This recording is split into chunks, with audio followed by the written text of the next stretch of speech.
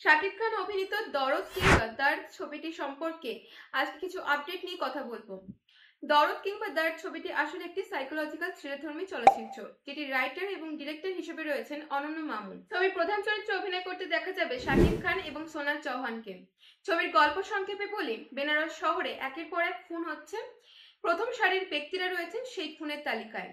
একের পর এক খুন হওয়ার জন্য পুলিশ তদন্ত শুরু করে। সেই তদন্তে জানতে পারে পেশায় অটোচালক নামে দুলু মিয়ার কথা, যে চরিত্রে অভিনয় করেছেন শাকিব খান। এই সাইকো কিলিং নিয়ে ছবিটির গল্প আবর্তিত হয়েছে। 2023-এ 24শে অক্টোবর মুম্বাইয়ের সংবাদ সম্মেলনে জানানো হয়েছিল যে এটি ভারত ও বাংলাদেশের যৌথ প্রযোজনায় প্রথম সর্বভারতীয় চলচ্চিত্র, অর্থাৎ বাংলাদেশের পাশাপাশি ভারতে প্যান ইন্ডিয়া মুক্তি পেতে চলেছে, যা বাংলা, হিন্দি, তামিল সহ মোট 7টি ভাষায় 30টিরও অধিক দেশে মুক্তি পাবে। ছবিটি মুক্তির সম্ভাব্য তারিখ ছিল 2024 ফেব্রুয়ারি মাস, কিন্তু পরবর্তীতে প্রযোজনা সংস্থার সাথে কিছু ঝামেলার জন্য চলতি বছরের 2 ঈদ ছাড়া যে কোনো সময় মুক্তি পাবে।